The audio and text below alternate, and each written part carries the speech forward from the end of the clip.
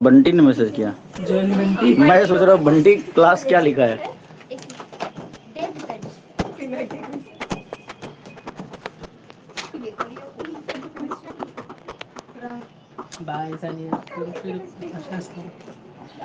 ठीक है सर जी, लॉक कर दिया जाए। चलिए देखो तो रिकॉर्डिंग हो रहा है। हाँ सर।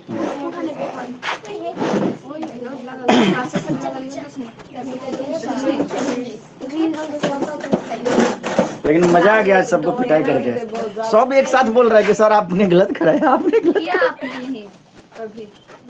पता है उस दिन बारिश हो रही थी, क्या हो रही थी, सबको घर जाने पे मन लगा हुआ था, इसलिए मेरा बात तुम अच्छे से सुन नहीं रहे थे। यहाँ तक बंटी ने भी बोल दिया, और कोई बोल देता तो चलता यार, बंटी ने भी भरोसा तोड़ दिया। मैंने भी सही लिखा था, 2 नंबर देके आंसर लिखा था। डाइपो लिखा तो परमिता की तरह। सर छोड़िए इस टॉपिक, डाइपो छोड़ दो दिए, लिखो ना। कहाँ तक पढ़े थे? चलो अब नया पढ़ने वाले हैं कुछ। सेकंड लो।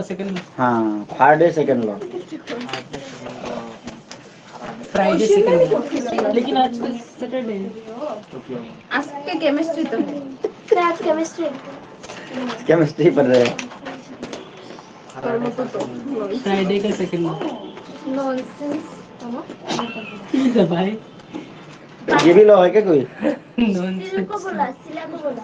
सिला नॉनसेंस लॉ। नॉनसेंस है? नॉनसेंस वो जो वही लॉ बायोलॉजी का टेस्ट में नॉनसेंस कोड ওই দেখ ননসেন্স কোড আছে কি ননসেंस कोड ऑन हां असं तो তাহলে চ্যাপ্টার 9 পড়তে আগে নন টেমপ্লেट लगाया लिखो Faraday second law 6 complete. Faraday second law ये किसका नोटबुक है? अच्छा ये तो सीधा कहीं लिखो when same amount of electricity is passed, when same amount of electricity is passed through two or more different solution, when same amount of electricity is passed through two or more different solution,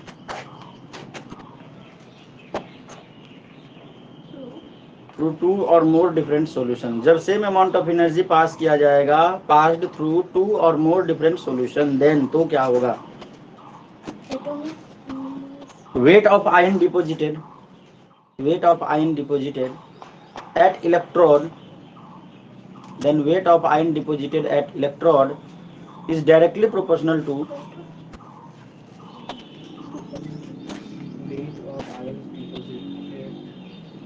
weight of ion deposited is directly proportional to on electrode नहीं है हाँ at electrode is directly proportional to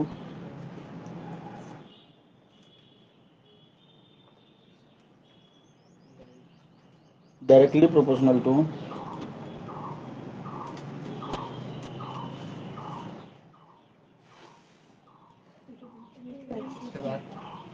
उसके बाद तुम guess करो क्या होगा? Electrochemical equivalence, directly proportional to electrochemical equivalence, ठीक है? That is W directly proportional to Z,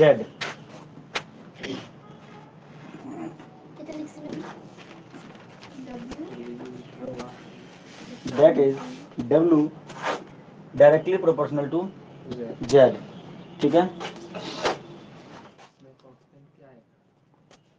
और Z जो होता है वो क्या होता है? EW/F, क्या होता है? EW/F, तो W directly proportional to EW/F, ठीक है? तो यहाँ से अगर देखा जाए तो W जो है डायरेक्टली प्रोपोर्शनल टू EW और इनवर्सली प्रोपोर्शनल टू F, लेकिन ये तो एक कांस्टेंट है तो इसलिए इसके इनवर्सली प्रोपोर्शनल नहीं लिखेंगे। तो यहाँ से जब देख रहे हैं तो W डायरेक्टली प्रोपोर्शनल टू क्या हो गया? EW। नया बात समझ में? W directly proportional to Z, ठीक है, electrochemical equivalence.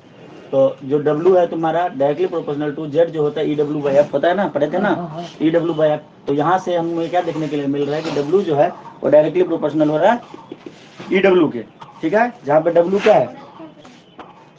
Wait of ion deposited at electrode, ठीक है? और जो Z है तुम्हारा इलेक्ट्रोकेमिकल इक्विवेलेंस है। E जो है तुम्हारा क्या है? E क्या है? इक्विवेलेंट वेट, इक्विवेलेंट वेट है। देखो पीछे, ठीक है, EW है ना, EW है, ठीक है। तो अब इसका W बाय EW1 कर देते हैं, W by EW1, W by EW1 is equal to W by EW2, ठीक है। ये हो जाएगा, क्यों? क्योंकि दो डिफरेंट सॉल्यूशन है, ठीक है। तो अरे W directly proportional to EW1, तो इसको दे दो W by EW1 equal to W by EW2। हाँ बोलो, क्या बोल रहे थे? F का चला गया कहाँ पे? कहीं नहीं गया, हमने इक्वल टू थोड़ी लिखा, डायरेक्टली प्रोपोर्शनल टू लिखा है। एफ पे थोड़ी डायरेक्टली प्रोपोर्शनल होगा, एफ पे डिपेंड नहीं करेगा, एफ तो एक फिक्स्ड वैल्यू है। पर Z का वैल्यू तो EW बाई F होता है। EW बाय एफ होता है, लेकिन एफ क्या है? कांस्टेंट है, तो ये तो फिक्स होता है, ये तो कुछ भी बढ़े घटे कोई फर्क नहीं पड़ता, एफ ही रहेगा। तो इसलिए जो W है डायरेक्टली प्रोपोर्शनल टू EW होगा। अब बात समझ में है, F directly proportional to EW, तो लिखे ना F directly proportional to EW। तो फिर फर्स्ट मतलब सॉल्यूशन के लिए देखा जाए तो W1 पे, यहाँ पे W1 नहीं लिखा, W1 by EW1 equal to W2 by EW2, ये हो जाएगा। उसके बाद एक रिलेशन और, तुम ये बात याद रखना, ठीक है।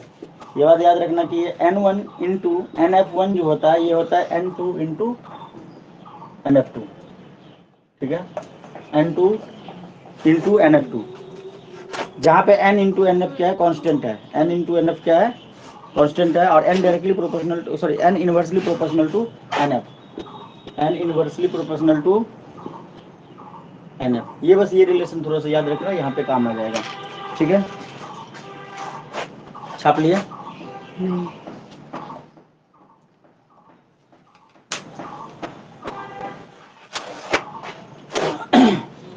N into NF is equal to constant.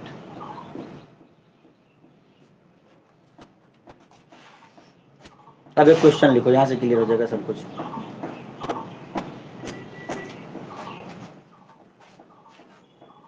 Find the molar ratio of NaCa and Fe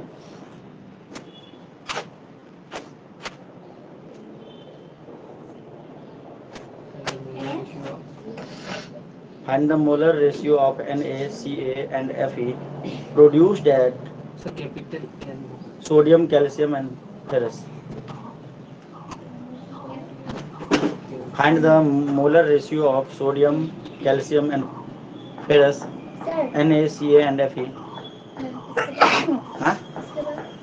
लिख लिए? Produced at cathode of 3 electrolytic cell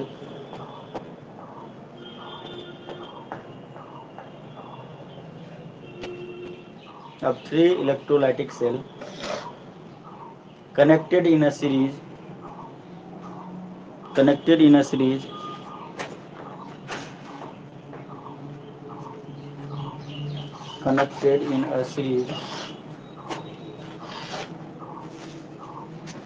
and containing molten NaCl। चूक आशीष कहाँ है भाई? आज तो उसका स्कूल बंद था ना, आज से।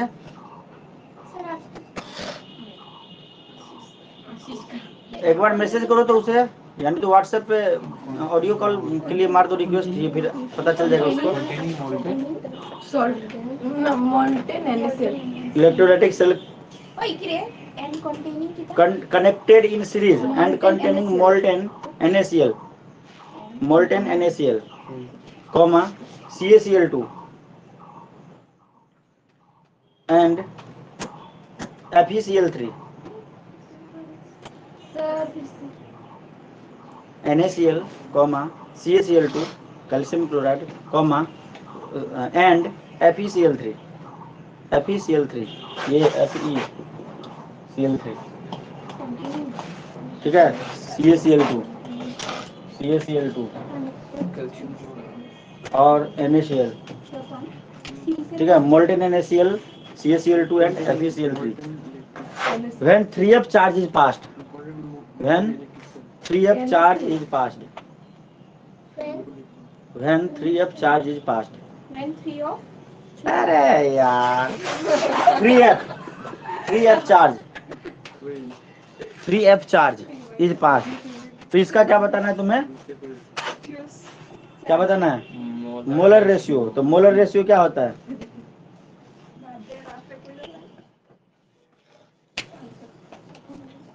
बोलिए।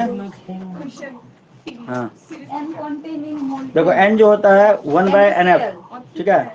n जो होता है डायरेक्टली प्रोपोर्शनल टू 1/nf होता है। तो यहाँ से nf पहले पता कर लेते हैं। तो देखो nf पता करने के लिए पहले हमें इसका थोड़ा सा रिएक्शन लिखना पड़ेगा।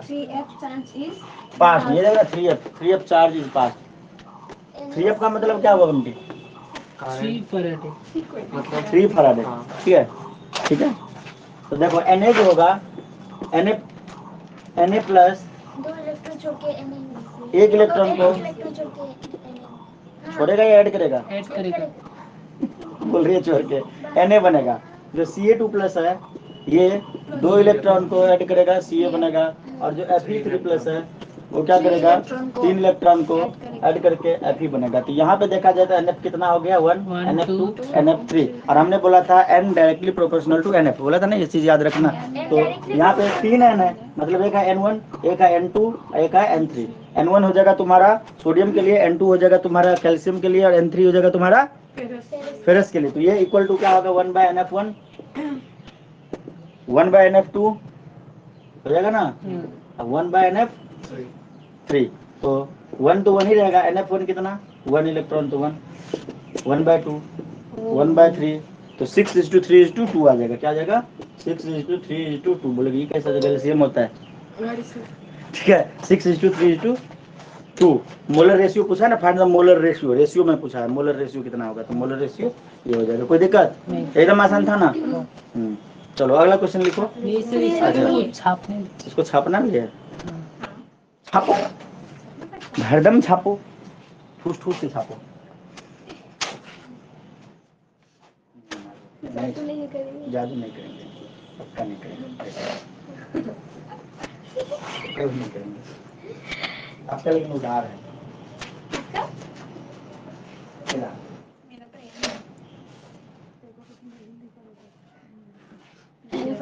देखना माया लगे हम लोग तू बोलते डर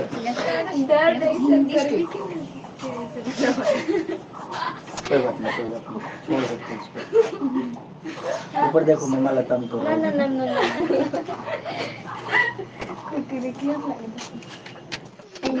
कल गजब था ना, ऐसे एक ही व्यक्ति है। हो गया बंटा, बुझली ना? बुझलाम। Click. If same amount of electricity is passed through, if same amount of electricity is passed through CuCl and CuSO4, passed through CuCl and CuCl2, sorry CuSO4, गलत बोल दिया, CuCl and CuSO4, CuCl and CuSO4, यहाँ पे लिखा देखो CuCl and CuSO4. The ratio of weight of Cu,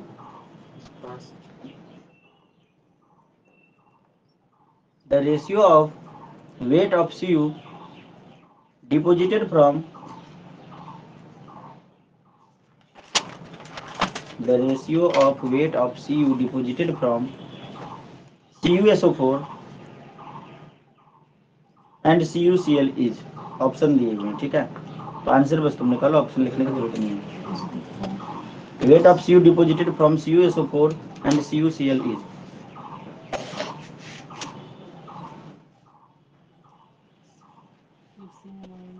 electricity CuCl and CuSO4 is and CuSO4 is लिख लिए। तो क्या होगा, हमने तुम्हें एक दूसरा रिलेशन बताया था कि पहले लिखना मत, पहले समझ लो। N1 NF1 equal to N2 NF2, ठीक है। अगर इसके रिएक्शन को लिखा जाए तो क्या होगा? Cu2 प्लस 2 इलेक्ट्रॉन बनाएगा Cu, और Cu प्लस 1 इलेक्ट्रॉन बनाएगा Cu। तो यहाँ से देखा जाए तो NF1 कितना आ गया? 2। NF1 कितना, NF2 कितना आ गया? NF1 आ गया तुम्हारा 2 और NF2 आ गया 1। तो इसको पुट कर देते हैं तो क्या हो जाएगा?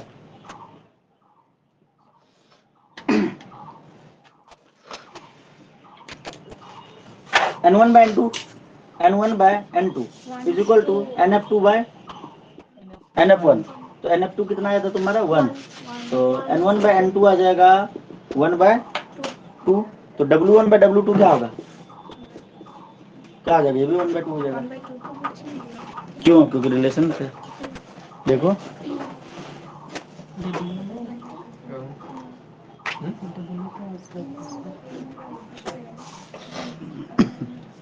Directly proportional. उसका रिलेशन क्या है? जब N1 by N2 मतलब जितना आता है उतना ही आएगा तुम्हारा W1 by W2, ठीक है। यहाँ पे कहाँ गया? मतलब सर ये देखो N1 N जो होता है तुम्हारा क्या होता है, ये देखो ये क्या है, EW1 EW2 है ना, तो ये N1 का नहीं लिखा है क्या, N जो होता है तुम्हारा, हाँ N जो होता है तुम्हारा क्या होता है, पीछे लोग लिखा होगा एन तो इनवर्स तो नहीं है। क्या बोला, सर एन तो इनवर्सली है। Inversely N1 by N2 equals to N1 into NF1 equal to N2 into NF2 अभी लिखाया था थोड़ी देर पहले, ठीक है। एक सेकंड रुको, एक सेकंड रुको।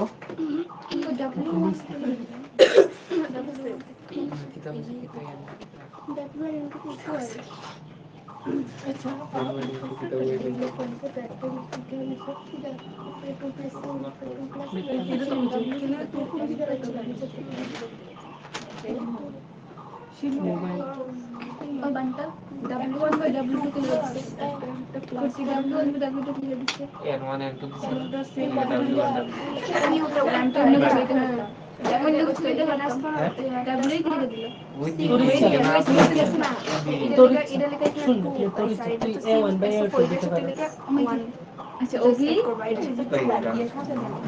देखो वेट ऑफ आयन डिस्चार्ज जो होगा ना, सुनना, वेट ऑफ आयन डिस्चार्ज जो होगा कि मतलब कितने इलेक्ट्रॉन की वजह से ही तो होगा ना।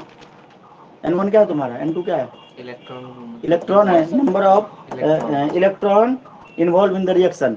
तो वेट में जो घटना बढ़ना हो रहा है किसके वजह से हो रहा है, इलेक्ट्रॉन की वजह से हो रहा है, ठीक है। तो ये रिलेशन ये है कि मतलब इलेक्ट्रॉन अगर इलेक्ट्रॉन पे मतलब डायरेक्टली प्रोपोर्शनल होता है वेट तुम्हारा, मतलब जितने इलेक्ट्रॉन आएंगे उतने वेट बढ़ेंगे, मतलब इलेक्ट्रॉन का आने से डायरेक्टली प्रोपोर्शनल। हाँ आया बात समझ में, जितने जाएंगे तो सिमिलरली, ठीक है। तो इलेक्ट्रॉन के जाने आने से ही वेट तो चेंज होते हैं ना, जो मतलब N जो तुम्हारा चेंज हो रहा है, तो इसलिए W1 और W1 directly proportional to N1 and W2 directly proportional to N2। ये लिखा है नहीं, परंतु ये याद रखना, ठीक है। आया समझ में? नहीं ये बोलने की जरूरत नहीं है, डिफिनेशन से पता चल गया, पीछे मतलब ऐसा किए हुए थे।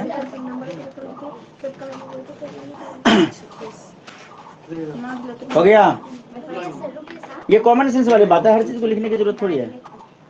जैसे N1 सुनो, इलेक्ट्रॉन की वजह से वेट डिपॉजिट हो रहा है ना, मतलब जो भी चीज जो पार्टिकल डिपॉजिट हो रहा है तो वेट में चेंजेस हो रहा है ना, किसके वजह से, इलेक्ट्रॉन के आने जाने की वजह से। तो वो तो स्वाभाविक सी बात है कि जितना ज्यादा आएगा उतना घटेगा बढ़ेगा। मतलब electron directly proportional to weight के साथ ऐसा लिख नहीं सकते, परंतु इस मतलब रिलेशन से नहीं आया समझ में। N1 by N2 1/2 आया, तो भाई W1 by W2 1/2 आएगा, बात खत्म, ठीक है। आगे लिखो। सर पहले वाला जो 2 इलेक्ट्रॉन गेन क्या है, किसमें, और मतलब कॉपर में, कॉपर 2+ में, हाँ वो तो मतलब क्यों बनाया? सल्फेट का होगा ना, हाँ कॉपर सल्फेट का होगा। हाँ ठीक है, हाँ हाँ चलाओ ना उसको, मुझे भी गर्मी लग रही है।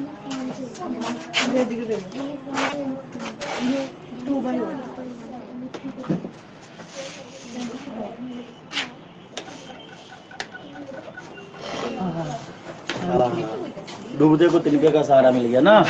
लिखो द सेम अमाउंट ऑफ, हाँ the same amount of current is passed through, ये नहीं लिखे हैं,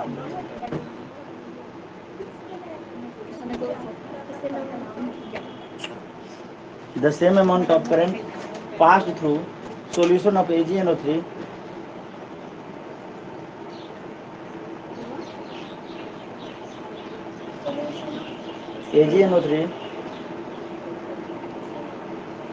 and CuSO4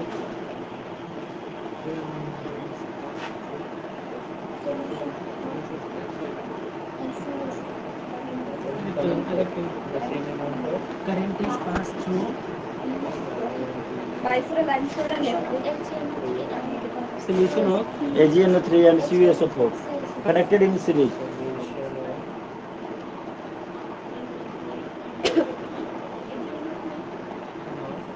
HNO3 And series में connected in series. Connected in series. अगर पैरेलल बैटरी को सीरीज में यहाँ पे ज़्यादातर तो सीरीज में आता है, पैरेलल में कनेक्ट करेगा फिर वायर लगाएगा, ऐसा नहीं क्वेश्चन है क्या सर जो नहीं पैरेलल में नहीं है नहीं है, सिलेबस में ही नहीं है। आ कैसे जाएगा, सिलेबस से ही आएगा ना। नीट में आते हैं नीट में भी सिलेबस में होगा तो आएगा। The same current is pass through solution of AgNO3 and CuSO4 connected in series. ठीक है, full stop. If the weight of Ag deposited is weight of Ag deposited is 1.08 gram. 1.08 ग्राम। हाँ, 1.08 gram. Then calculate.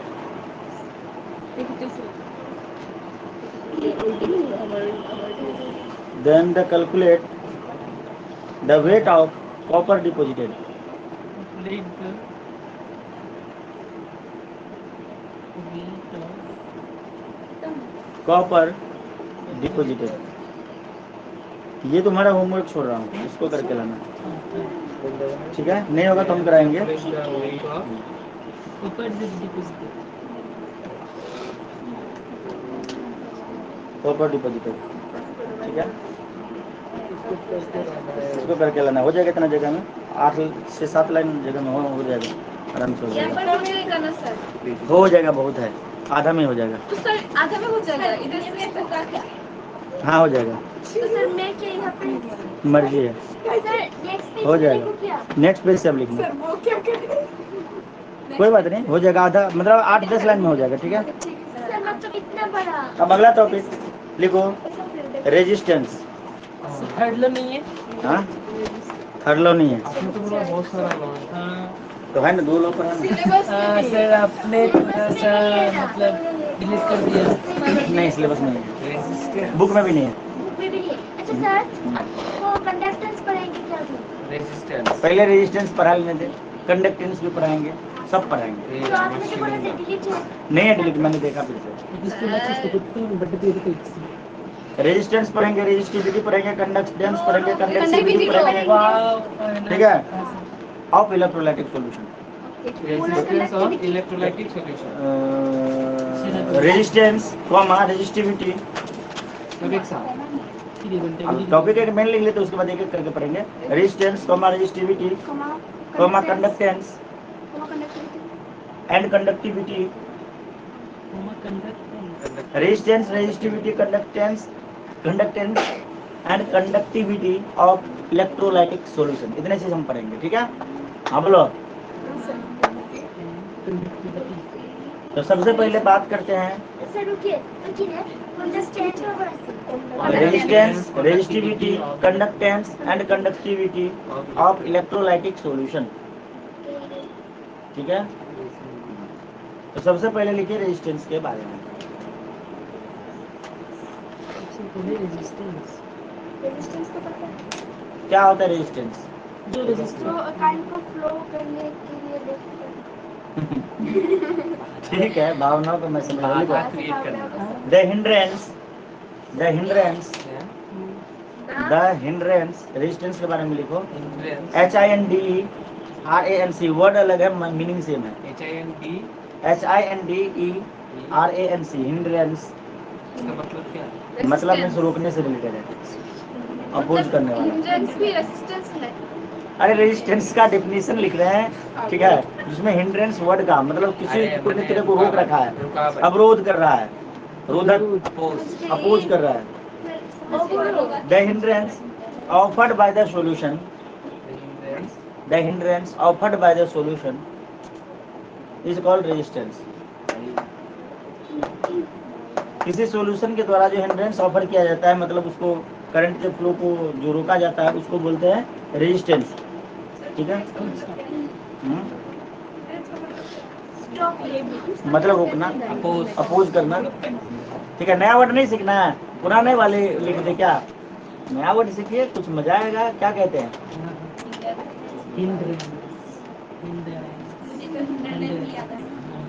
तो देखिए, ये जो resistance होता है वो क्या होता है? Directly proportional to L. Resistance is directly proportional to L. L क्या है? लेंथ। कान के नीचे मारेंगे, यहाँ पे वायर नहीं है, हर जगह पे लेंथ तो करंट, मतलब फिजिक्स में तो वही था ना। फिजिक्स थोड़ी है, ये केमिस्ट्री है भाई, ये इलेक्ट्रोलाइटिक सॉल्यूशन, उसमें लेंथ कहाँ से आ जाएगा? हाँ, सॉल्यूशन के अंदर से करा रहे हैं। हाँ, ऊपर देख क्या लिखा है? Of electrolytic solution. अरे ऊपर मैंने बोला ऊपर देख क्या लिखा है, तो पंखा पे देख रहा है। Directly proportional to L. ठीक है, R inversely proportional to 1 by A. ये तो एरिया है। तो R directly proportional to 1 by sorry L by A. L by नहीं हो जाएगा? अरे दोनों को एक साथ अगर लिख दिए तो आर जो हो जाएगा डायरेक्टली प्रोपोर्शनल टू, साइन को हटाएंगे तो इक्वल टू साइन आएगा, ये हो जाएगा तुम्हारा रो एल बाय ए।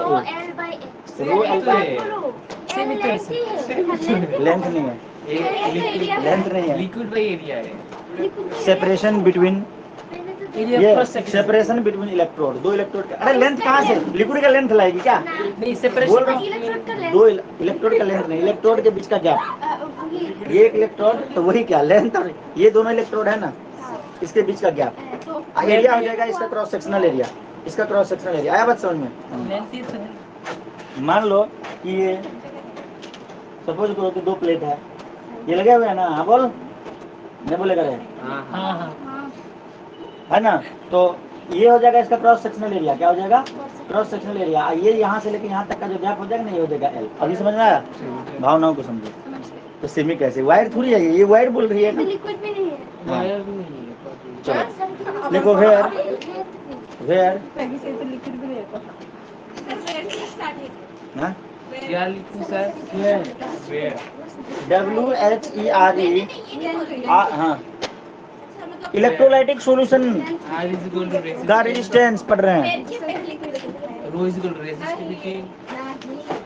कुछ नहीं लिखा है, ये फॉर्मूला के बाद ये लिख रहे हैं, बस ये डायग्राम बनाया। Where R is where equal to resistance. R is resistance, Rho is equal to sir rho क्या है? Sir resistivity. प्लीज आप देखिए ना सर, लेंथ है, मैंने पढ़ा था सर, लेंथ ही है।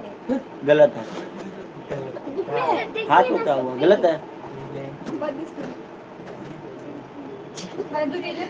किसका लेंथ बताना जरा भाई, किसका लेंथ? इलेक्ट्रॉन का बीच में जो गैप है मतलब उस लेंथ देखिए सर, वही तो। Distance between two electron. Distance रुक जा 2 मिनट रुक, सबसे होगा। बुक में कौन सा एनसीईआरटी नहीं ना है? NCT है। हाँ, तो उसमें भी कभी कभी गलत हो सकता है। रो इज इक्वल टू पढ़ने के लिए Specific resistivity. रेजिस्टेंस, जिसको रेजिस्टिविटी भी बोलते हैं। तुम्हारे बात को भी लिखेंगे। सुन मेरी बात, कभी कभी कुछ चीजें एनसीईआरटी में भी गलत होता है, और ये मैंने तो कितना बार प्रूफ दिया है 10th में। आंसर नहीं गलत होते थे। सर एक बात पूछो, आपने तो बोला एयर लिक्विड कहाँ बोला? फिर से देखो, रिकॉर्डिंग को चलाया जाए। मैंने बोला दो इलेक्ट्रोड के बीच का, बोल रहे बता, बोल रहा हूँ ना।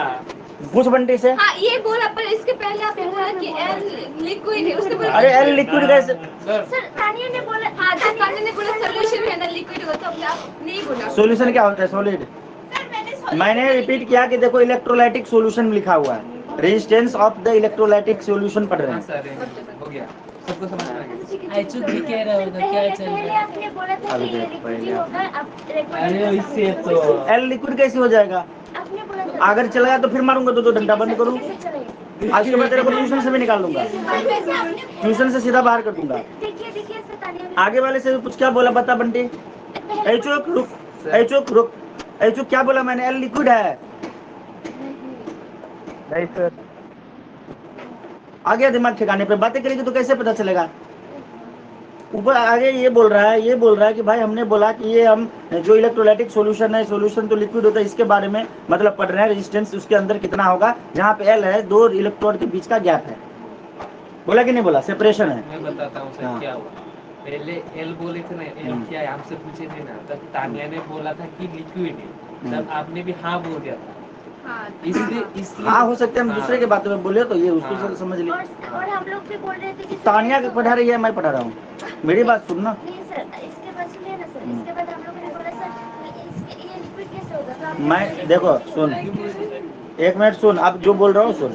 तानिया उस टाइम पे बोली होगी लिक्विड है, और दूसरा बच्चा कहीं से कुछ और बोला होगा, तो हमने उसके बाद में हाँ बोला, तुमने उसके बाद में हाँ समझ लिया। बाकी आगे के बेंच वाले सब बोल रहे हैं कि हमने सेपरेशन बोला। फालतू की बातें करती है। Sorry sir. आर जो है रेजिस्टेंस है, अभी मैं बोला कि निकाल दूंगा ट्यूशन से, अभी वीडियो चलाता हूँ तो फिर से बोल रहे हैं हाँ, फिर से उसके बाद उसको निकाल देते हैं। मार खाने की मार कैसे खा लोगे? आर जो है रेजिस्टेंस है, जो रो है तुम्हारा स्पेसिफिक रेजिस्टेंस, जिसको रेजिस्टिविटी बोलते हैं। एल जो है वो तुम्हारा सेपरेशन बिटवीन इलेक्ट्रोड है। L is separation between distance भी होगा ना सर? इलेक्ट्रोड। अरे सेपरेशन और डिस्टेंस क्या होता है? दो इलेक्ट्रोड के बीच का डिस्टेंस ही तो सेपरेशन है। डिस्टेंस लिखते हैं, डिस्टेंस बिटवीन इलेक्ट्रोड लिखते हैं। मतलब ऐसा लगता है कि सब कुछ याद कर रहे हैं। A is equal to area of cross section,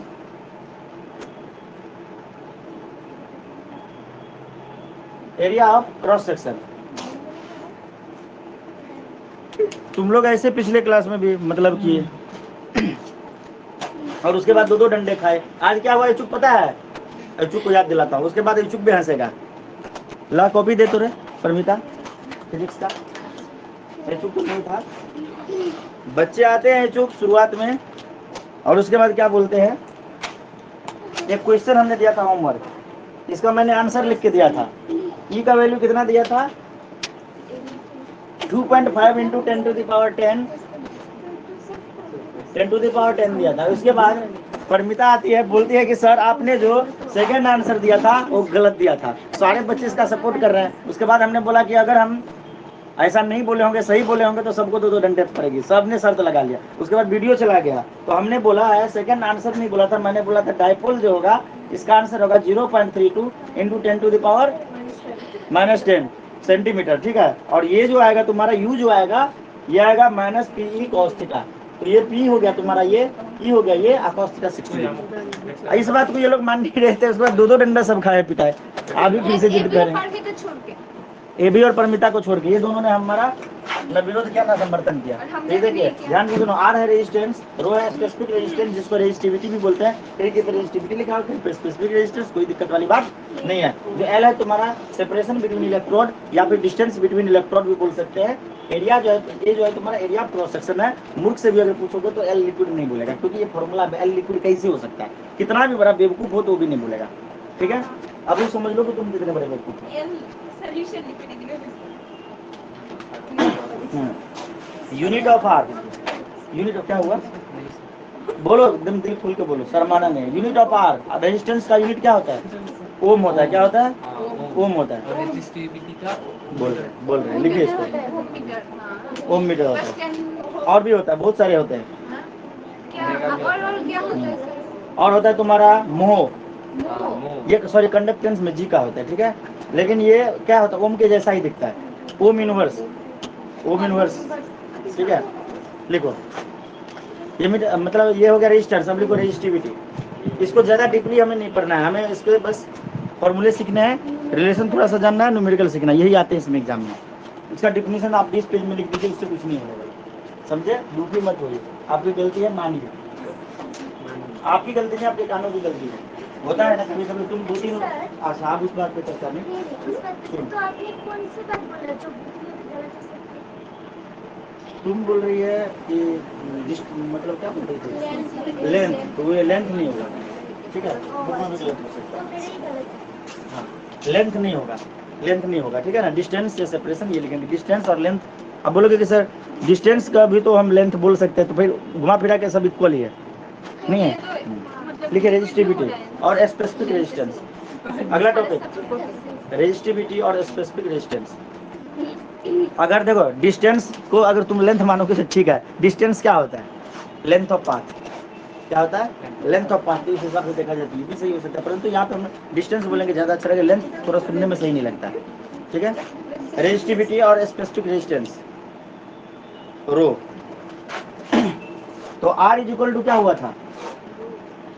are is equal to rho L by A, तो रो इज इक्वल टू क्या हो जाएगा आर ए बाय एल, यही हो जाएगा तुम्हारा रेजिस्टिविटी। क्या हो जाएगा रेजिस्टिविटी। रेजिस्टेंस सीख लिए तो रेजिस्टिविटी अपने आप आ गया। हाँ बोलो, इसका यूनिट क्या होगा? इसका यूनिट होता है ओम मीटर, लेकिन केमिस्ट्री में होगा ओम सेंटीमीटर। क्या होगा? अब ये मत पूछना कि क्यों होगा, होगा तो होगा ओम सेंटीमीटर ही होगा, क्योंकि यहाँ पे मीटर में कोई भी जो तुम कंटेनर लोगे या फिर कहीं पे जो तुम एक्सपेरिमेंट करोगे, तो जो वो तुम्हारा जो इलेक्ट्रोड का जो डिस्टेंस होगा सेंटीमीटर में ही हम लेते हैं, इसलिए इसका ऐसा यूनिट हम ओम सेंटीमीटर ही लेके चले। आया बात समझ में? यहाँ पे ओम सेंटीमीटर ही पढ़ेंगे। होता है ओम मीटर, हमको भी पता है, सबको पता है, पर केमिस्ट्री में इस चैप्टर में ओम सेंटीमीटर ही लेके चलेंगे। रुको मैं अपना बाइक थोड़ा अंदर करता हूँ, देर से देखना पंचर हो जाएगा। बारिश में दिया कि वो धुलेगा, लेकिन जब मैंने बाहर में दिया तो फिर बारिश नहीं होगी। पहली बार बताया था किसी को, मैं बाहर जब बाहर में रखूंगा तो बारिश नहीं होगा।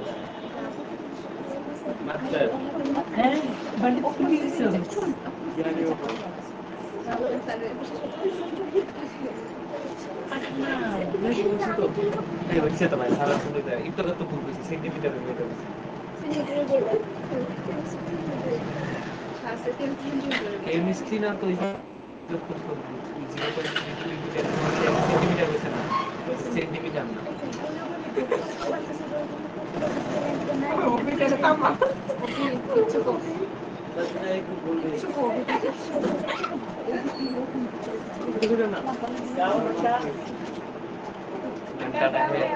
बनता डकड़ा है। कुछ नहीं होता है, बात पे लग जाती हो। माना कि तुम तेज बन गई हो पढ़ के, परंतु अभी बहुत समय लगेगा उतना तेज बनने में। इस लेवल पे पहुंचने में तुम्हें बहुत श्रम करने पड़ेंगे। तुम अच्छा है, श्रम श्रम शर्म नहीं, श्रम बोला, गलत सुनते हो यार। मतलब परिश्रम, हमारा श्रम श्रम। तुम लोग का दिमाग खराब हो गया। मैं बोला ऊपर देखो, तुम उधर बोला देखने के लिए, तो ऊपर देखो। ऊपर देख, ये है ऊपर, ये है नीचे, मैं यहाँ पे खड़ा हूँ। तुम्हारे अपने कॉपी में देखा था, ऊपर में देखो, ठीक है? लिखो कंडक्टेंस, कंडक्टेंस। हाँ सुनो, एक सेकंड। कुछ मत बोलिएगा सर। बोलिए सर, कुछ नहीं, मेरा अभी होगा, मेरा शेयर को भी नहीं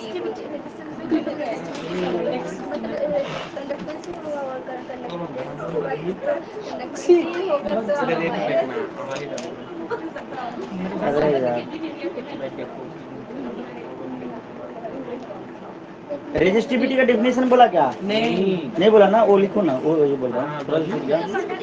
रेजिस्टिविटी का मतलब फॉर्मूला लिख लो, कोई बात नहीं, यहाँ पे नीचे में स्टार डाल के लिख लो। रेजिस्टेंस व्हेन सेपरेशन बिटवीन, सुनो ये जो फॉर्मूला तूने लिखा ना, यहाँ पे यहीं पे बगल में लिख दो या नीचे लिख दो, यहाँ पे भी लिख सकते हैं, ठीक है? यहाँ पे लिखो रेजिस्टेंस व्हेन सेपरेशन बिटवीन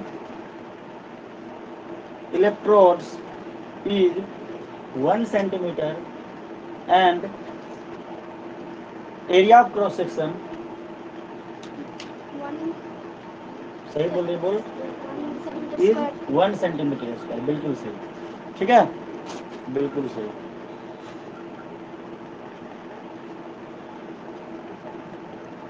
अब हम बात करेंगे कंडक्टेंस का। कंडक्टेंस को किस चीज से डिनोट करते हैं? जी से। किस चीज से? जी। मिटा दे हैं?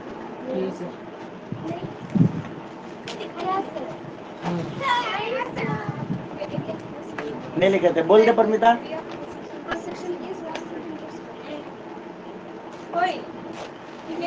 जी स्मॉल जी या capital G? Capital G. Conductance capital G. Definition, reciprocal of resistance is called conductance. हमारा आसान होता है सब कुछ, आसान लैंग्वेज में, ठीक है? Reciprocal of resistance is conductance. अब सुन मेरी बात, ओए, अगर तुमसे पूछ दिया कंडक्टेंस तो तुम लिख क्या जाओगे? Reciprocal of resistance is conductance, तो फिर गड़बड़ हो जाएगा। उसको रेजिस्टेंस नहीं पता जानने वाले को, आया बात समझ में? तो तुम्हें क्या करना है, सुनना, एक लाइन रेजिस्टेंस के बारे में लिख देना, उसके बाद लिखना, यानी तो पहले लिख देना reciprocal of resistance is conductance, उसके बारे में रेजिस्टेंस के बारे में उसी लाइन में कंटिन्यू करके लिख देना रेजिस्टेंस क्या होता है। ठीक है, इतने होशियार तो बचपन से हो, ये अलग बात है कि तुमने कभी घमंड नहीं किया। ठीक है, मतलब जी इक्वल टू क्या हो जाएगा 1/r। जी क्या होगा, तुमने कर लिया 1/r। तो G equals to 1 तो यूनिट होगा, तो यूनिट हो जाएगा, जैसे उसका होता था ओम, तो इसका क्या हो जाएगा ओम यूनिवर्स। क्या हो जाएगा ओम इनवर्स, यूनिवर्स नहीं इनवर्स। और सुनो, और इसको हम क्या बोल सकते हैं, मोह भी बोल सकते हैं, इसका दूसरा नाम क्या बोल सकते हैं, मोह, MHO। ठीक है, और इसको ऐसे भी लिख सकते हैं, लिख सकते हैं, और इसको ऐसे भी लिख सकते हैं, उल्टा ओम। और क्या बोल सकते हैं, साइमेंस, और SIEMENS, साइमेंस S। तो ये कोई सा भी यूनिट इसका उल्टा क्यों लिखा, मोह का सिंबल वो वैसा है क्या? नहीं, उल्टा उनको यार कुछ बोलते हैं, पता नहीं, थोड़ा सा दिमाग से निकल गया, रुको देखता हूँ।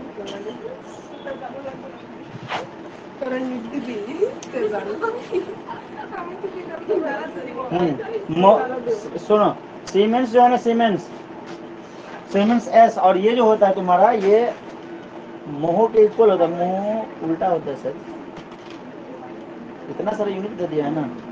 तो शायद ओह सा ऐसा हुआ तो मोह भी ऐसे ही होगा, मतलब मोह तो उल्टा ही होगा, क्योंकि ये तो ओम इनवर्स है, इसलिए ओम को उल्टा कर दे तो मोह।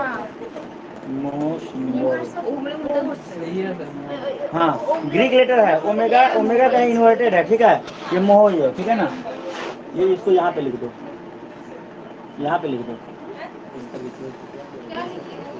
मोह का ये सिंबल होता है क्या?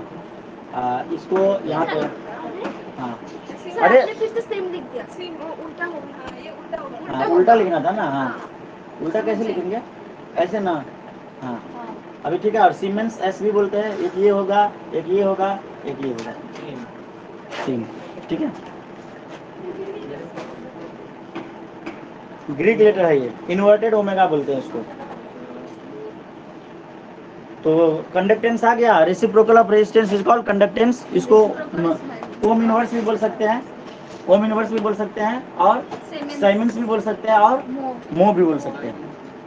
ठीक है, और लिखो कंडक्टिविटी। ये सब सारा टर्म याद रखना, यानी कि वहां पे पूछ रहे सर ये क्या है,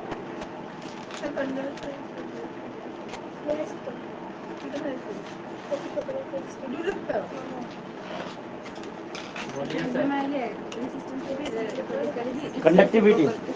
कंडक्टिविटी को कैसे डिनोट करते हैं, कंडक्टिविटी कैपिटल के। ठीक है, के से डिनोट करते हैं। लिखो reciprocal of resistivity, reciprocal of resistivity is called conductivity. Resistance का रेसिप्रोकल कंडक्टेंस था, तो रेजिस्टिविटी का रेसिप्रोकल कंडक्टिविटी हो गया। एकदम आसान हो गया, चारों चीज याद हो गया। हाँ बोलो, reciprocal of resistivity is called conductivity. Means के जो होगा ये होगा 1/ρ। क्या होगा 1/ρ। मीन्स रो जो था ये था RA/L, तो था ना, ये क्या हो जाएगा L/RA। कंडक्टिविटी क्या हो जाएगा L/RA, और इसका जो यूनिट हो जाएगा वो क्या हो जाएगा, ओम सेंटीमीटर था उसका पहले वाले का, तो ये हो जाएगा तुम्हारा ओम सेंटीमीटर का इनवर्स। कोई दिक्कत? और जो एक चीज और होता है, इसके भी 3 यूनिट है, एक है मोह सेंटीमीटर। क्या है, और है तुम्हारा साइमन सेंटीमीटर का, सबका इनवर्स। ठीक है, तो इसको साइन के टर्म में लिखेंगे, उल्टा लिखने में ऐसे, और साइमन सेंटीमीटर लिखेंगे तो कैसे लिखेंगे एस। ठीक है, ओम सेंटीमीटर लिखेंगे तो, ठीक है, ये और ये। समझ में आ गया सबको?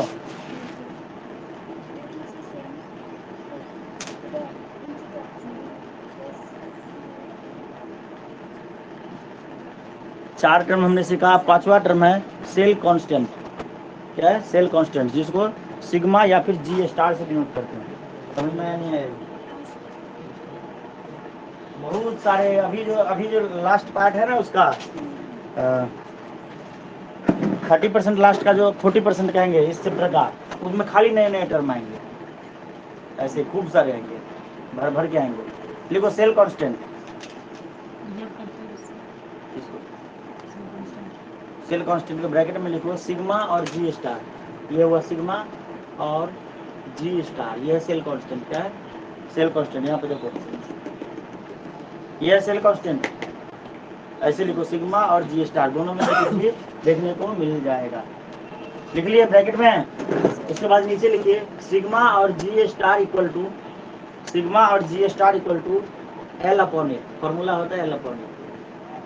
ठीक है, यहाँ पे एल जो है वो क्या है, बिटवीन इलेक्ट्रॉड, ठीक है, या फिर सेपरेशन बिटवीन इलेक्ट्रॉड, या फिर पिनाकी की खुशी के लिए बोल देते हैं लेंथ बिटवीन इलेक्ट्रॉड। ठीक है, और जो होगा वो होगा एरिया ऑफ क्रॉस सेक्शन। क्या होगा, एरिया ऑफ क्रॉस सेक्शन।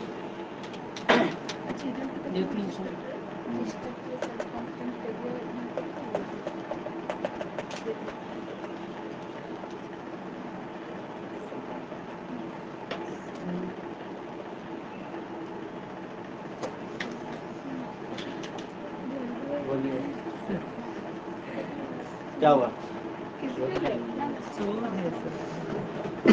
अब ये जो सेल होंगे ये दो टाइप के मेनली दे देते हैं, इस टाइप से बने हुए। डिफिनीशन नहीं है, ये सेल कॉन्स्टेंट सिग्मा है, तो इसको लिख दे, मतलब खुद से बना के लिख देना, लेंथ बाय क्या है, हाँ it is ratio of separation between, ऐसे करके लिख देना। ठीक है, सेल कांस्टेंट नाम से नहीं पता चल रहा कांस्टेंट है कुछ, कोई फिक्स वैल्यू है। ठीक है, देखो सेल जो होगा इस टाइप का होगा, यहाँ पे दो इलेक्ट्रोड होंगे, पीटी इलेक्ट्रोड। ठीक है, इनके बीच में सॉल्यूशन भरा होगा। ठीक है, और यहाँ से कनेक्टिंग वायर निकले होंगे। ठीक है, कंडक्टिंग वायर, और ये जो है तुम्हारा कौन सा इलेक्ट्रोड है, पीटी इलेक्ट्रोड, दोनों इलेक्ट्रोड है पीटी इलेक्ट्रोड, या फिर ऐसे करके भी हो सकते हैं, इसमें दो इलेक्ट्रोड होंगे। ठीक है, यहाँ पे होगा पीटी इलेक्ट्रोड, बीच में सॉल्यूशन। ठीक है, और यहाँ पे कंडक्टिंग वायर होंगे लगे हुए। ठीक है, इसका कनेक्शन व्हीटस्टोन ब्रिज के द्वारा, व्हीटस्टोन ब्रिज का नाम सुना है? नहीं सुना है तो फिलहाल मान लो जो बात बोल रहा हूँ ये फिजिक्स में पढ़ने वाले हैं। 11th में नहीं था, 12 में है, 12 के फिजिक्स में है, किसी चैप्टर में आएगा। ठीक है, व्हीटस्टोन ब्रिज, तो इनके बारे में बस थोड़ा सा जान लो। इसमें होता क्या है कि 4 रेजिस्टेंस होते हैं। क्या होते हैं? 4 रेजिस्टेंस होते हैं। इसको मिटा दूँ, ये बनाओगे क्या? बनना वैसे जरूरी नहीं है, कुछ भी नहीं है ये, मतलब सेल के टाइप दिखाया कि मतलब जो सेल कांस्टेंट है, सेल कैसे ऐसे भी हो सकते हैं, ऐसे भी हो सकते हैं। ठीक है, तो इसमें दो इलेक्ट्रॉड लगे हुए, पीटी इलेक्ट्रॉड, ये कंडक्टिंग वायर है, इसके अंदर मटेरियल भरा हुआ है, मतलब सॉल्यूशन भरे हुए हैं। ठीक है, इलेक्ट्रोलाइटिंग सॉल्यूशन। हाँ, इससे मतलब तुम्हारा जो क्या, हाँ सेल कांस्टेंट निकालेंगे इससे। ठीक है, ये लेंथ बाय एरिया करके, तो लेंथ कितना है तुम्हारा इन दोनों इलेक्ट्रोड के बीच का गैप, और क्रॉस सेक्शनल एरिया नहीं, तो सेल है तो बल्ब जलेगा ना, सब कुछ होगा, सब कांस्टेंट है। हाँ ठीक है, मतलब यहाँ पे हम फॉर्मूला निकालने की कोशिश कर रहे हैं इसकी मदद से। जो के है, के होता है L/R1 है। ठीक है, नहीं ऐसे तो सर सेल पे तो थोड़ा डिफरेंस होना चाहिए, मतलब पोटेंशियल डिफरेंस ताकि इलेक्ट्रॉन फ्लो करे। हाँ तो वो तो होगा ही, वो तो डिपेंड करता है कि कितना मटेरियल तुम इसके अंदर भरे हो, क्या तुमने इलेक्ट्रोड का साइज लिया, हर चीज़ पे डिपेंड करेगा ना। सेल कांस्टेंट है ये, सेल मतलब सेल कांस्टेंट अलग चीज हो गई, ये होगा लेंथ पर यूनिट एरिया, वही तो है। सेल कांस्टेंट अलग अलग आएगा, जितना ज्यादा इलेक्ट्रोड के बीच में गैप होगा, जितना ज्यादा एरिया होगा इलेक्ट्रोड का, उतना ही बड़ा वैल्यू आएगा, नहीं आएगा? सर यहाँ पर जो ए है, ए था ना, वो एरिया ऑफ क्रॉस सेक्शन किसका है? इलेक्ट्रोड का। ठीक है, तो व्हीटस्टोन ब्रिज का थोड़ा सा कॉन्सेप्ट ले लेते हैं, मिटा दें इसको। व्हीटस्टोन ब्रिज दिखता कैसे है ये पहले देख लो। 4 रेजिस्टेंस लगे, मतलब एक R1 R2 R3 R4 4 resistance लगे होंगे, ठीक है। R1 R2 ऐसे पहले डायग्राम बना लिया जाए।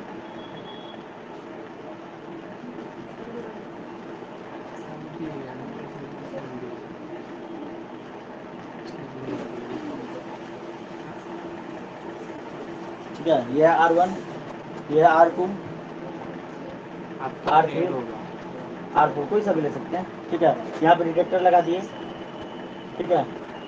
तो इसमें जो वैल्यू इसके निकलेंगे, और ये सब जो है सब वेरिएबल, ये जो है तुम्हारा वेरिएबल रेजिस्टेंस है। R2 है तुम्हारा वेरिएबल रेजिस्टेंस है, वेरिएबल रेजिस्टेंस है।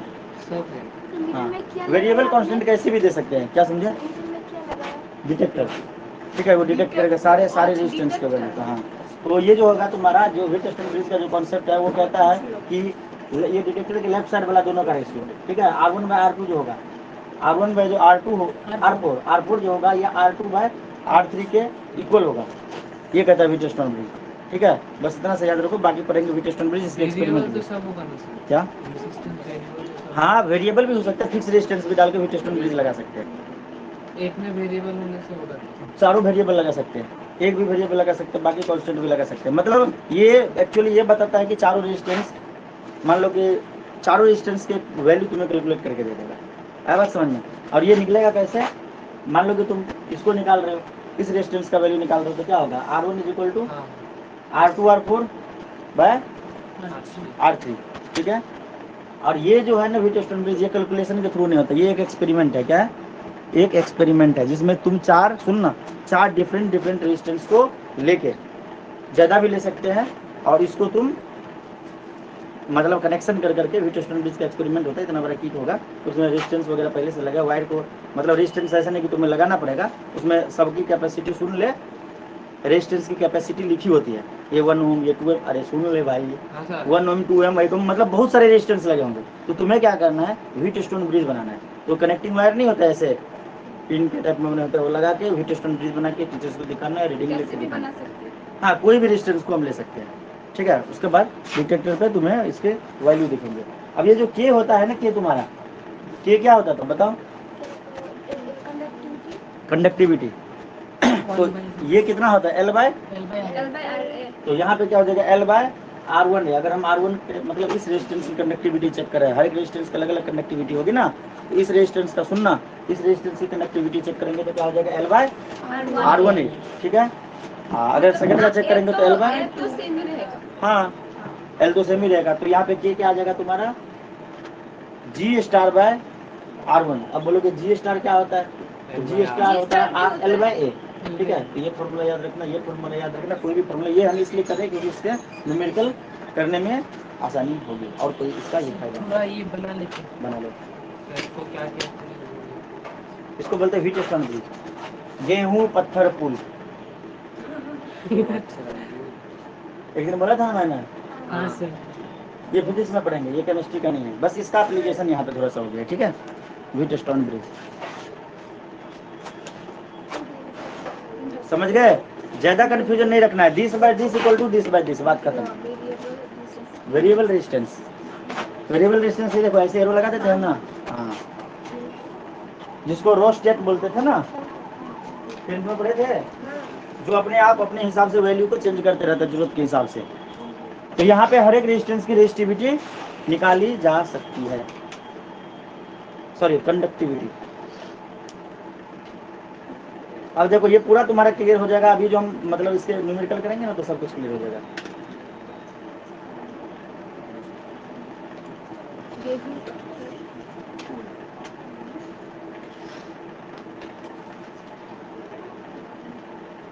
न्यूमेरिकल से पूरा क्लियर हो जाएगा, और दिमाग में आइडिया भी आ जाएगा कि भाई ये कैसा कैसा सेल में सेट हो सकते हैं।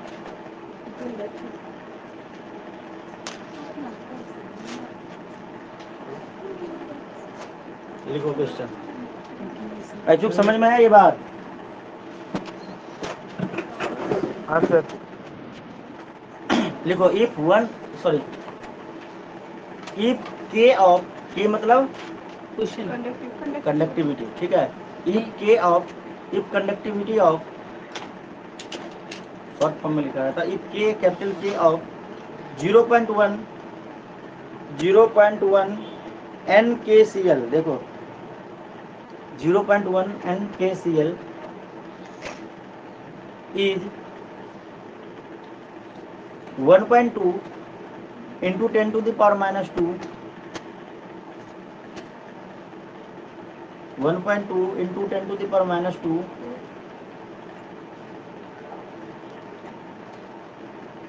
एक सेकंड,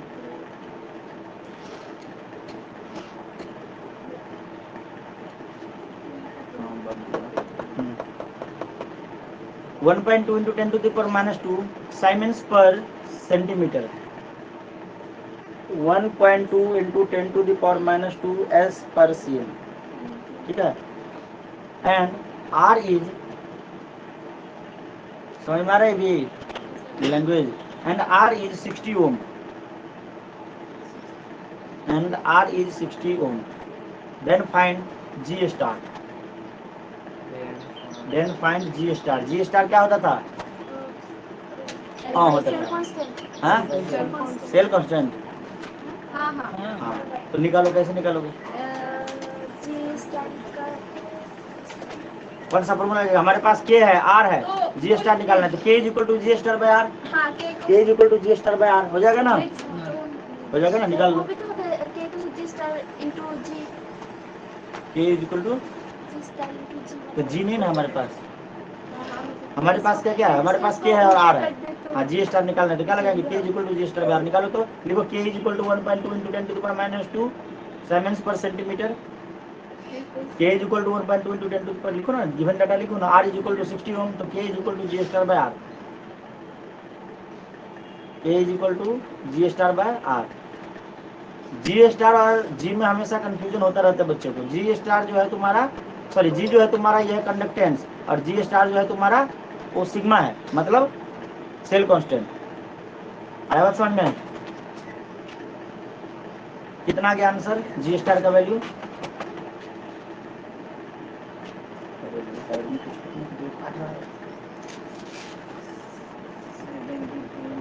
देखो 7.2 ABI ने मेरे पैर पे वो क्या डाल दिया, लात मार के मजा। आज चीटी मेरे पैर पे 3-4 आया है, मैं सोच रहा हूँ कि ये क्या पैर में कर रहा है, देख रहा हूँ तो 3 चीटी है, मजा पीने आए हैं। 10 to the power minus 1 मिलेगा क्या? कितना आया? 72 into 10 to the power minus 2 unit unit होगा पर सेंटीमीटर, हाँ पर सेंटीमीटर, सेंटीमीटर इनवर्स, ठीक है। Very good, excellent. सानिया आप टॉप कर सकती है। सानिया खुश रहा, पहली बार सर बोले हैं इस साल में। लिखिए दूसरा क्वेश्चन, आंसर आएगा 72 into 10 to the power minus 2 centimetre inverse. कोई दिक्कत? पॉइंट में नहीं लिखना है भाई, साइंटिफिक नोटेशन नहीं पढ़ा, बचपन में पढ़ाया था। तो 7.2 कर दिया। तो 10 to the power 3 हो जाएगा, मतलब 10 to the power minus 1 हो जाएगा। हाँ तो ठीक है, वो भी ठीक है, लेकिन बुक से आंसर मिलाओगे तो 72 into 10 to the power minus 2 दिया हुआ, क्यों दिया हो तो बुक भी लाई जाने। चलो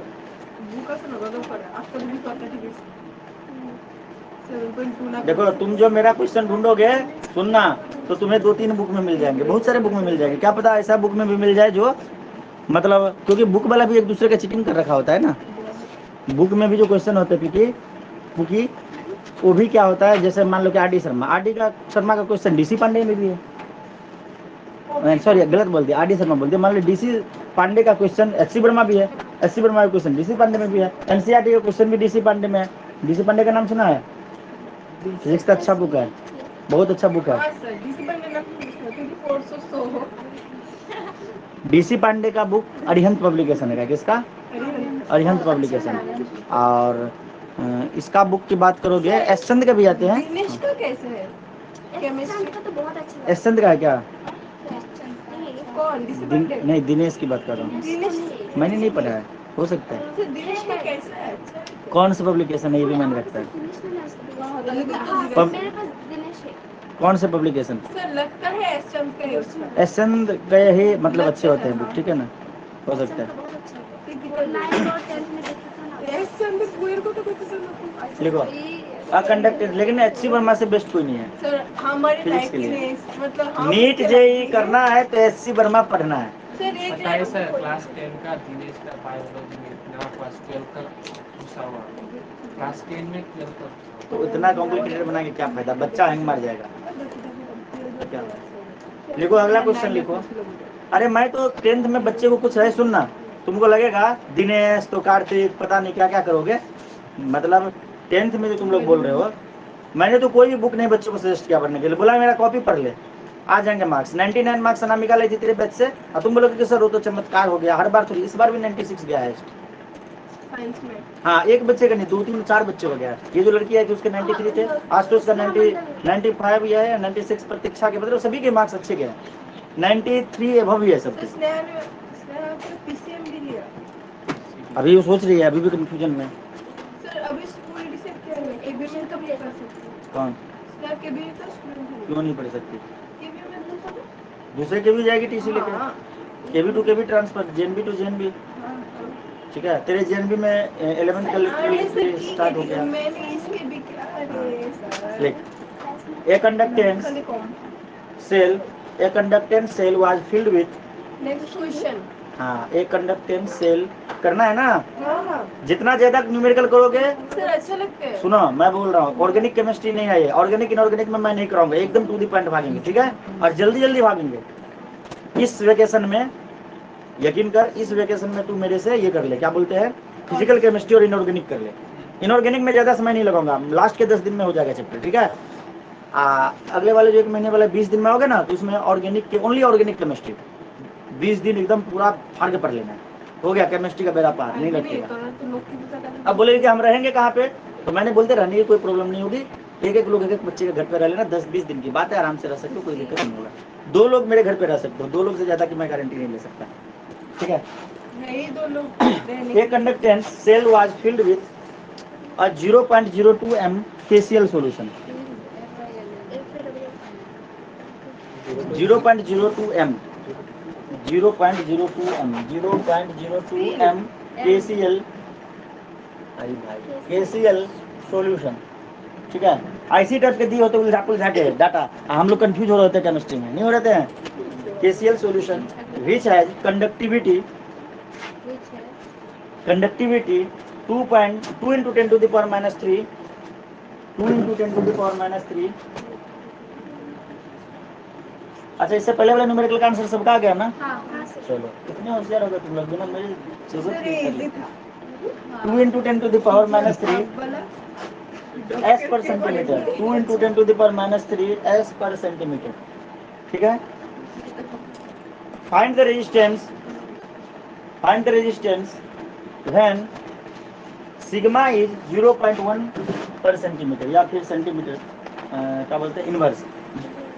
सिग्मा इज 0.1 सेंटीमीटर इनवर्स, मतलब हमें रेजिस्टेंस फाइंड करना है जब सिग्मा जो है 0.1 सेंटीमीटर इनवर्स है। कोई दिक्कत? Cell constant G star, sigma G star एक ही बात है, ठीक है। तो कहीं पे सिग्मा दे देगा, कहीं पे जी स्टार दे देगा। अब पिकू टेंशन में लग रही है, कोई टेंशन की बात नहीं है पुकी, तू आराम से कर देगी। के कितना है बोल, पुकी बोलेगी सारा बात, मैं बोर्ड पे लिखूंगा, पुकी बताएगी हमको, बोल। के, हाँ, 10 to the power minus 3 s पर सेंटीमीटर। अच्छा, और बोला, और क्या दिया है? सिग्मा या फिर जी स्टार बोल दो, एक ही बात है। कितना दिया हुआ है? 0.1 सेंटीमीटर इनवर्स। निकालना क्या है? आर निकालना है। फॉर्मूला कौन सा लगाएंगे? K is equal to G star by R, या फिर सिग्मा है आर भी बोल सकते, ठीक है। तो आर इज इक्वल टू क्या हो जाएगा? R K is equal to G star, तो R is equal to G star by K हो जाएगा। Putting the value, getting the result. कितना आ जाएगा? 10 to the power minus 3 ऊपर जाएगा तो 10 to the power 3 बन जाएगा, 1 के साथ मल्टीप्लाई करके 100 बन जाएगा, ये बन जाएगा। तो ये हो जाएगा 0.1 into 10 to the power 3 divided by 2, ये बन जाएगा 100 by 2 is equal to 50 ohm. Distance का यूनिट होता है ये, ओम हमको लिखना नहीं आता। ऐसे करते हैं, ऐसे पेट फुलाते, इसका ये बना सही वाला ओम, पेट फुला हुआ होना चाहिए ओम का। मजा गया? ऐसे टाइप से क्वेश्चन आएंगे, छोटे छोटे क्वेश्चन आएंगे, करने में खूब मजा आएगा। बाकी सारा घर पे ट्राई करना। अब हम टॉपिक बदलते हैं। कंफ्यूजन डाटा भी पड़े होते हैं, एक्स्ट्रा डाटा भी दिए होते हैं बहुत सारे। आज तो दिया है लिख, फालतू नहीं दिया है वो। रुकिए रुकिए ये मेरे लैपटॉप में कंप्यूटर में तो वो ऐसे काम अरे ऐसे मत करिए। लारे बांधते दोनों का, रस्सी बनाते हैं। वो ऐसे बहुत लंबा रस्सी होगा क्योंकि ऐसे लंबा नहीं, दोनों का बांध के गांठ लगा दें। नहीं बांध सकते बाल को। उसके बाद दोनों चलेंगे, एक इधर एक इधर।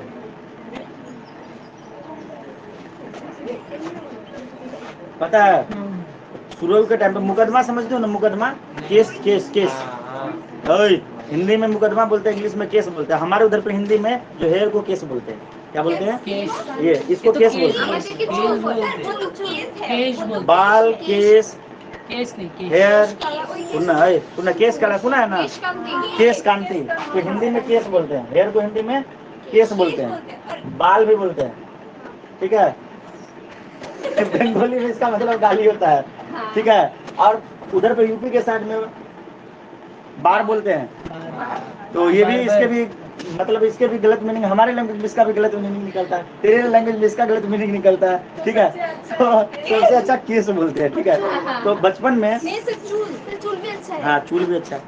तो बचपन में जैसे पेरेंट्स लोग, सुनना हल्ला नहीं, बचपन में पेरेंट्स लोग बात करते थे ना कि केस लड़ने जा रहे हैं, मतलब पापा एडवोकेट थे तो केस लड़ने जाते थे, मतलब क्या, केस नहीं समझे। तो हम क्या सोचते थे पता है, पापा चले जाते केस में केस बांध के, उसके बाद लड़ते होंगे, फिर जीत के आते होंगे। नया बात सोच रहे हैं, बाल में बाल बांध का फिर लड़ते होंगे। बचपन में तो ऐसे ही सोचेंगे, तो बच्चे कितने नादान थे बता, केस लड़ने जा रहा है। हम बोलते थे आपका केस उभरा नहीं है अभी तक, लड़के। चलो लिखो, मोलर कंडक्टिविटी।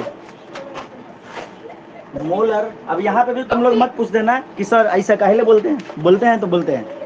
मोलर कंडक्टिविटी अब आ जाएगा, आप कर दोगे, 2-3 न्यूमेरिकल कर लिए ना, तुम कर पाओगे। मोलर कंडक्टिविटी VITY, हाँ, मोलर कंडक्टिविटी इसको डिनोट करते हैं लेमडा एम से। आप बोलोगे कि सर ई वाला लेमडा है तो ई वाला क्या है, ये लेमडा है तो ये भी लेमडा है, मान लो है तो है। केमिस्ट्री में सुन, जब सुनना, जब इलेक्ट्रोलाइट वाला कोई बात आए ना, मतलब सोल्यूशन वाला, तो लेमडा ये होगा। आज जब वो वाला बात है तो लेमडा ये होगा, दोनों लेमडा है मान लो। अब ये क्यों है ये नहीं पता मुझे, ठीक है, ये लेमडा है। क्या, जब इलेक्ट्रोलाइटिक सोल्यूशन वाली बात आएगी ना तो लेमडा ऐसे लिखेंगे, और जब वो फिजिक्स वाला वगैरह बात होगा तो लेमडा ये लिखेंगे। Lambda lambda lambda lambda lambda, हाँ लेमडा एम, ये लेमडा और उसमें एम, तो लेमडा एम। ये है तुम्हारा मोलर कंडक्टिविटी। सुन, कंडक्टिविटी को लेमडा से डिनोट करते हैं, मोलर लगे इसलिए एम। आया बात समझ में? एक सेकंड, हेलो, ट्यूशन में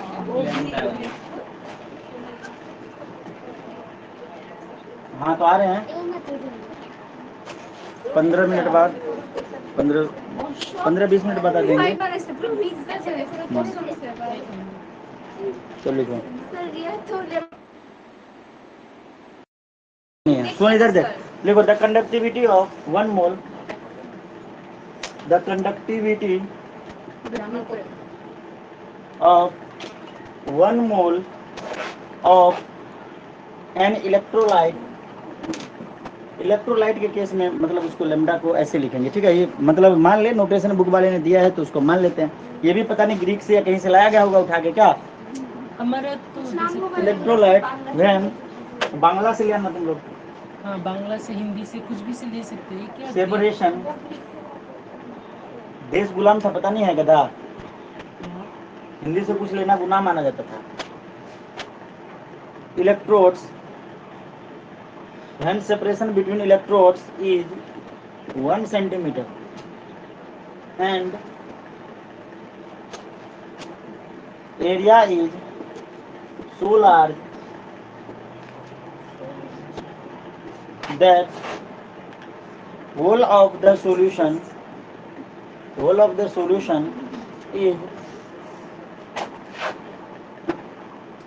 contained between them।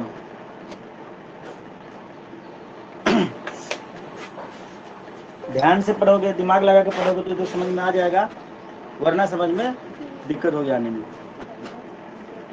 बोला गया रिपीट करूँ क्या? नहीं। हो गया, लिख लिए? लिख लिया। समझाऊं? Sir of the solution is content between them. अब तुम्हें पता चल रहा होगा कि सेल दो तरह का सेल पहले बनाए थे। बोल।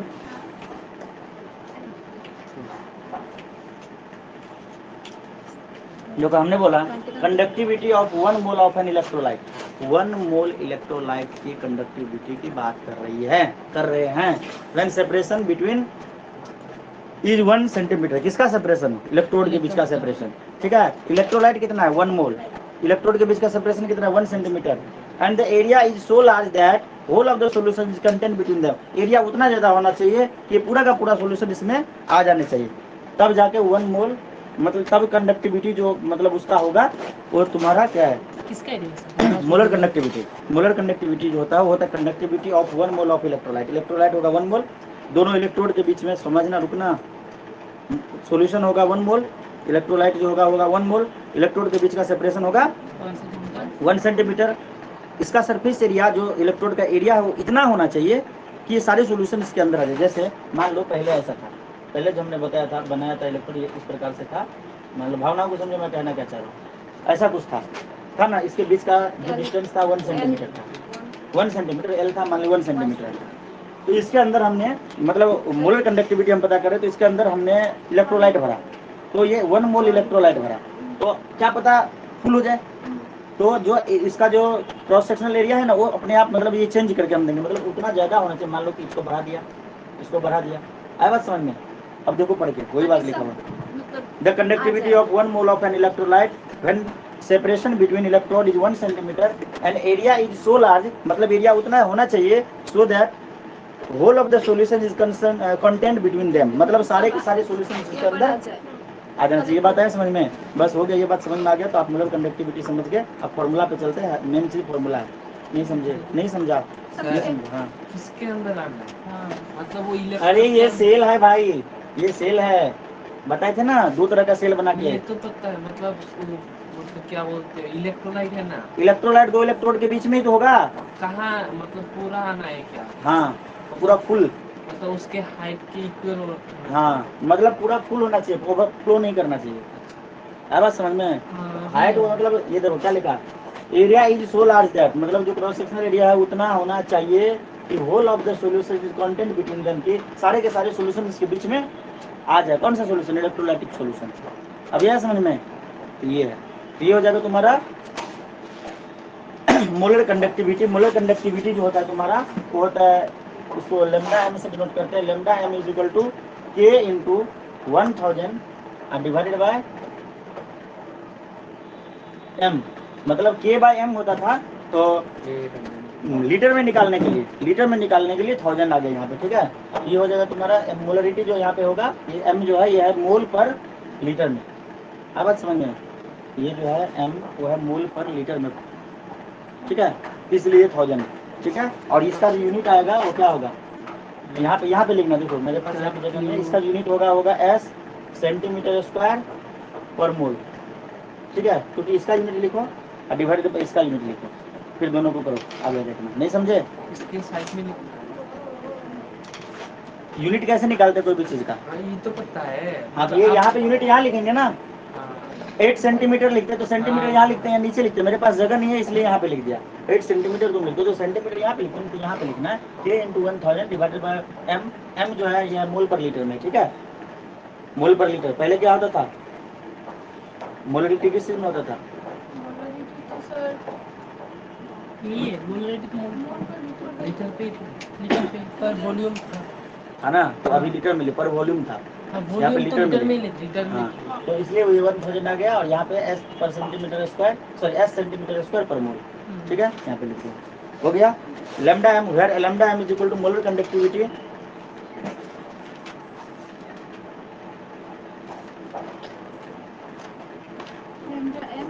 इज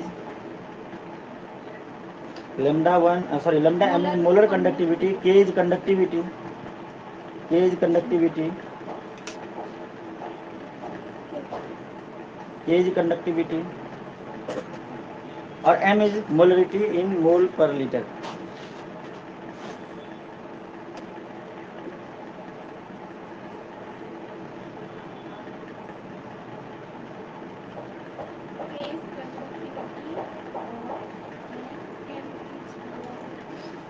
हो गया, हो गया।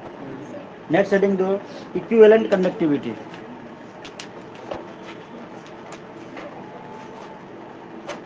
इक्विवेलेंट कंडक्टिविटी,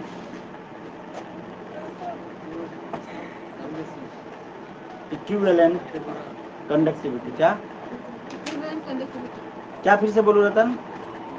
हो गया, नहीं लिखा बोला है क्या नहीं लिखा, उनका भी एम में मैंने क्या बोला, मैंने बोला कि जंगल का राजा पहले से होता था। M is equal to molarity, capital M is molarity in mole per litre, ठीक है।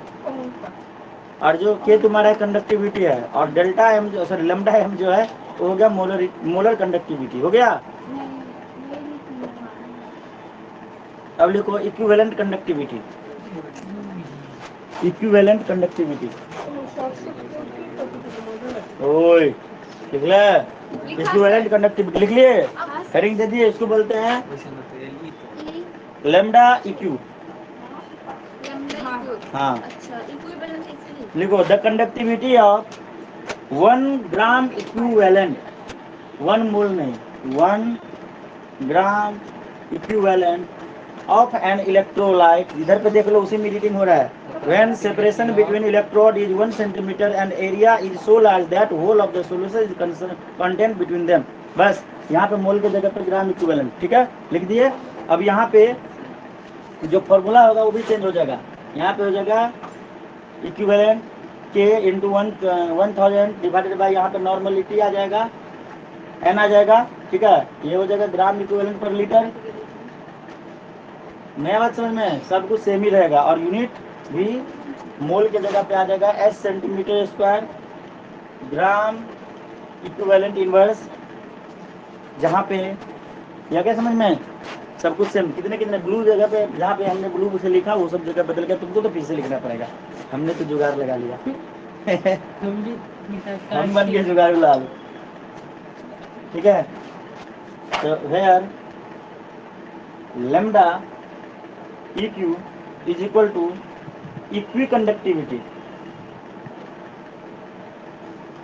यहाँ पे नाम नहीं बदले रे, नाम तो बदलना था ना, इक्विवेलेंट कंडक्टिविटी यहाँ पे करना था ना, इक्विवेलेंट कंडक्टिविटी। तो इक्वी कंडक्टिविटी हुआ इक्विवेलेंट कंडक्टिविटी, और के जो है तुम्हारा कंडक्टिविटी,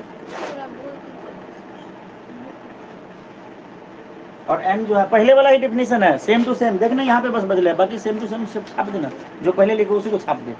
एम जो हो जाएगा तुम्हारा नॉर्मलिटी, हाँ 1 ग्राम इक्विवेलेंट, ठीक है।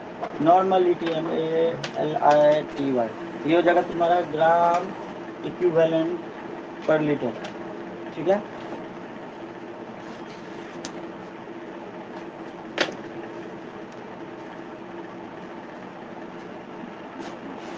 आगे की कहानी अगले दिन करेंगे।